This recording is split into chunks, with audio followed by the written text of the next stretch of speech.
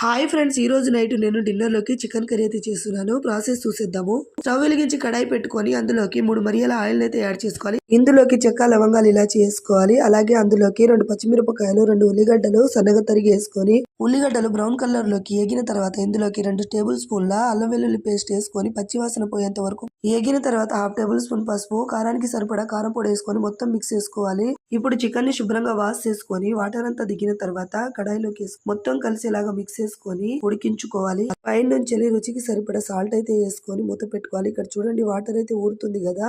ఇప్పుడు ఇందులోకి 2 టమాటాలని సన్నగా తరిగి వేసుకోవాలి. పైనుంచి సాల్ట్ వేసుకుంటే తొందరగా టమాటాలు ఉడుకుతాయి. ఇంకా ఇక్కడ చూడండి చికెన్ అయితే 90% ఉడికిన తర్వాత ఇందులోకి 1/2 టేబుల్ స్పూన్ గరం మసాలా, కొద్దిగా చికెన్ మసాలా వేసుకొని మిక్స్ చేసుకోవాలి. ఇందులోకి కొద్దిగా కొత్తిమీర, పుదీనా, అలాగే లాస్ట్ లోకి 1/2 చెక్క నిమ్మకాయ ముక్కను పిండుకుంటే సూపర్ టేస్ట్ అయితే ఉంటుంది. ఈ కర్రీ మాకు తెలిసిన వాళ్ళకు వండి పంపిస్తున్నాను. మరి ఎలా ఉందో కామెంట్ చేసి like and share and subscribe.